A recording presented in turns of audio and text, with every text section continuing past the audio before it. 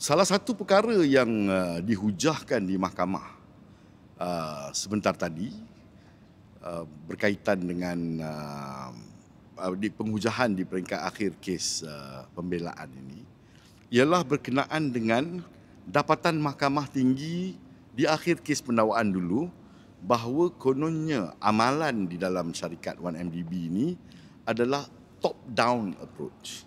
Ini dapatan oleh mahkamah. Top-down approach. Mahkamah telah menerima keterangan yang diberikan oleh Syahrul Azral, mantan CEO 1MDB, telah menerima keterangan yang diberikan oleh Tan Sri Ismi, mantan pengerusi 1MDB, dan juga beberapa lagi pegawai 1MDB seperti Hazim dan sebagainya. Mahkamah mendapati dan menerima keterangan mereka bahawa kononnya semua arahan yang dilaksanakan datang daripada Datuk Seri Najib. Seolah-olah Datuk Seri Najib mempunyai kawalan penuh dan hanya mengarahkan daripada atas ke bawah, top down. Tetapi keterangan yang muncul di peringkat pembelaan menunjukkan sisi yang berbeza kepada tata kelola dan amalan di dalam syarikat 1MDB. Pihak pembelaan telah memanggil sebagai saksi Tan Sri Lodin Wok Kamarudin, mantan pengerusi 1MDB. Dan beliau telah memberi keterangan sepanjang beliau berada di 1MDB, beliau tidak pernah melihat ada satu keputusan yang tersedia yang dibuat oleh Datuk Seri Najib untuk diturunkan dan diputuskan di peringkat lembaga. Maksudnya, bila lembaga duduk berbincang dan memutuskan satu perkara, tidak ada keputusan yang telah dibuat oleh Datuk Seri Najib. Itu keterangan yang diberikan oleh pengerusi 1MDB, Tan Sri Lodin Wok Kamarudin. Kalau kita tengok kepada keterangan-keterangan yang telah diberikan, ada 10 sebenarnya perkara-perkara yang dimasukkan di dalam kertas pertuduhan sebagai tindakan atau perbuatan Datuk Seri Najib yang mencerminkan top-down approach ni.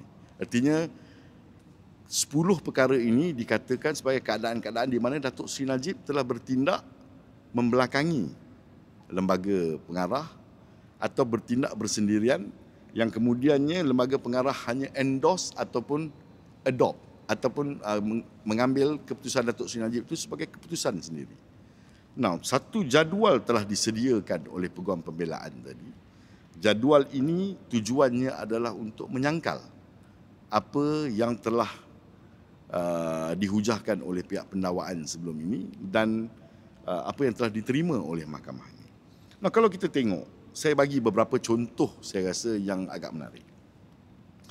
Perkara pertama yang dikatakan Datuk Seri Najib buat ialah mengemukakan memorandum untuk mendapatkan kelulusan kabinet bagi satu jaminan kerajaan ke atas TIA. Semasa ini belum wujud lagi 1MDB. 1MDB masih lagi satu institusi yang dikenali sebagai TIA, milik negeri Terengganu, milik keluarga diraja Terengganu. Itu dikatakan juga satu tindakan yang salah yang telah dibuat oleh Datuk Seri Najib, bahawa kononnya dia telah membuat keputusan untuk memberi government grant ataupun government guarantee kepada TIA. Tetapi benda ini sebenarnya dibentangkan di Kabinet oleh Perdana Menteri pada masa itu, Tun Abdullah Ahmad Badawi, pada 12 hari bulan Disember 2008. Datuk Seri Najib diarahkan oleh Kabinet untuk menyediakan memorandum berkenaan dengan permintaan government guarantee oleh TIA. Perdana Menteri adalah Tun Abdullah Ahmad Badawi pada 12/12/2008. Dan Datuk Seri Najib menyediakan memorandum itu dan membentangkannya kepada Kabinet pada 1 hari bulan April 2009, di mana Kabinet telah meluluskan sebulat suara memberikan government guarantee kepada TIA. Ini berlaku hampir 110 hari selepas Tun Abdullah Ahmad Badawi membentangkan memorandum kepada Kabinet. Dan 1MDB masih belum wujud. Kemudian yang kedua dikatakan bahawa kerajaan pusat mengambil alih TIA. Ini juga dikatakan salah satu perkara yang telah dilakukan oleh Datuk Seri Najib bersendirian dan membelakangi lembaga pengarah 1MDB. Tetapi ini juga berlaku semasa 1MDB belum lagi wujud. Masih lagi TIA. TIA dipunyai oleh Kebawah Duli Yang Maha Mulia Sultan Terengganu. Pada masa itu beliau adalah Yang di-Pertuan Agong. Dan beliau telah mencadangkan agar TIA diambil alih oleh kerajaan pusat bersama-sama dengan government guarantee yang telah diberikan oleh kerajaan pusat. Dan seorang saksi iaitu adinda kepada Sultan Terengganu telah datang memberi keterangan di mahkamah ini sebagai saksi pembelaan mengatakan bahawa cadangan untuk pengambil alihan TIA oleh kerajaan pusat ini adalah cadangan yang dibawa oleh Istana Terengganu. Bukan cadangan yang dibuat oleh kerajaan Malaysia, apatah lagi oleh Datuk Seri Najib.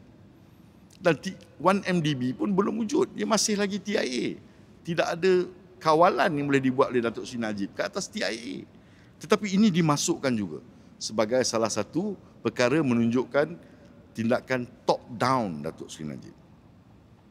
Kalau kita tengok cadangan yang dibuat oleh Terengganu ialah pada 16 hari bulan Jun 2009 dan keputusan kabinet yang dipengerusikan oleh Datuk Seri Najib untuk meluluskan pengambil alihan TIA oleh kerajaan pusat dibuat pada 29 hari bulan September 2009, 43 hari selepas cadangan itu dikemukakan oleh TIA dan keluarga Diraja Terengganu. Itu juga dengan satu lagi contoh yang saya nak bagi, misalnya ialah pengarah 1MDB meluluskan resolusi, circular resolution memberi kuasa untuk penambahan 1 bilion loan di bawah murabahah financing untuk 1MDB Petro Saudi Limited. 1MDB, lembaga pengarahnya telah bersidang dan telah pun membuat keputusan untuk meluluskan 1.5 bilion USD loan tambahan kepada 1MDB Petro Saudi Limited ini pada 22 hari bulan 3 2010. Ini keputusan lembaga. Datuk Seri Najib tidak duduk di dalam mesyuarat lembaga 1MDB. Dan Datuk Seri Najib hanya menandatangani dokumen-dokumen yang meluluskan penambahan 1 bilion ini pada 16 hari bulan 5 2011. 419 hari selepas lembaga telah pun membuat keputusan. Satu lagi contoh saya nak berikan. Kelulusan 1MDB untuk memasuki satu joint venture agreement dengan Aba Investment PJS. Pada 9 hari bulan April 2012, Badawi Al-Husaini daripada Aba Investment PJS menulis kepada CEO 1MDB Syahrul Azral untuk mencadangkan pembentukan satu JV bernilai 6 bilion ringgit Malaysia.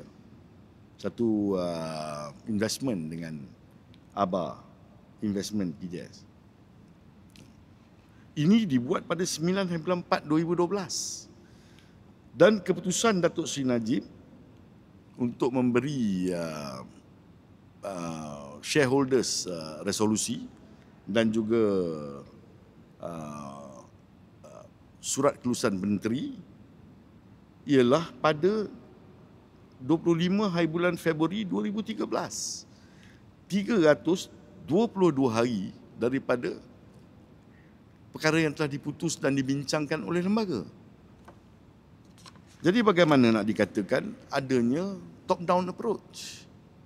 Kalau semua keputusan yang dibuat oleh Datuk Seri Najib itu datangnya selepas. Nah, ada satu lagi insiden dalam isu ini berkenaan dengan kelulusan bridging finance sebanyak USD 300 juta daripada Deutsche Bank. Nah, 1MDB dalam mesyuarat lembaga pengarahnya pada 19 bulan 3 2012 telah membincangkan dan memutuskan untuk memohon satu bridging loan sebanyak USD 300 juta ni. Ini pada 19 bulan 3 2012. Datuk Seri Najib dikatakan menandatangani 2 dokumen yang memberi kelulusan, iaitu Shareholders Resolution dan juga MR ataupun minute daripada representatif menteri lah. Tetapi dokumen yang ditandatangani oleh Datuk Seri Najib ini tiada. Yang beri keterangan pernah melihat Datuk Seri Najib menandatangani dokumen ini ialah Shahrul Azral, CEO 1MDB pada masa itu, dan Tan Sri Ismi. Dua-duanya kata mereka melihat dokumen itu dan dokumen itu ditandatangani oleh Datuk Seri Najib. Tetapi Tan Sri Lodin Wok Kamarudin yang datang kemudiannya mengatakan bahawa tidak pernah ada SSR ataupun Shareholders Resolution dan Minutes of Representative bagi resolusi 1MDB ini. Jadi Datuk Seri Najib sebenarnya tidak menandatangani apa-apa SSR ataupun MR ni, tak ada. Mengikut Tan Sri Lodin Wok Kamarudin. Akhirnya, semasa perbicaraan, ternyata resolusi ini tidak ada.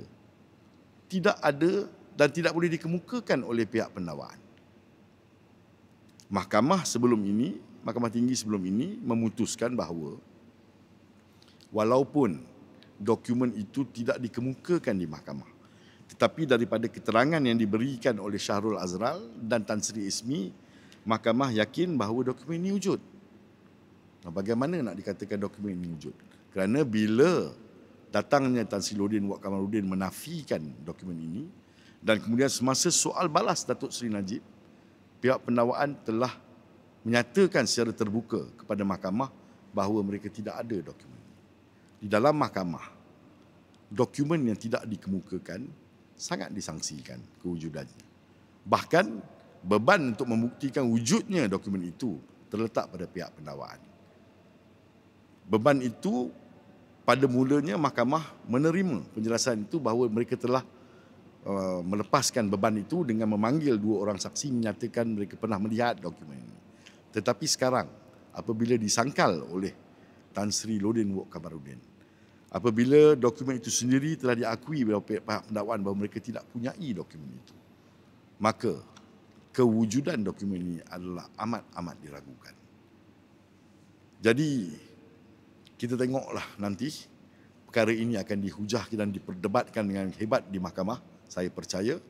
Dan setakat hujahan pada hari ini, perkara ini telah pun dibangkitkan. Dan ia adalah satu isu yang amat penting untuk diputuskan oleh mahkamah. Mahkamah perlu mengkaji semula keputusan yang terdahulu sama ada untuk mengekalkan keputusan awal atau menerima sangkalan yang telah dibuat oleh pihak pembelaan.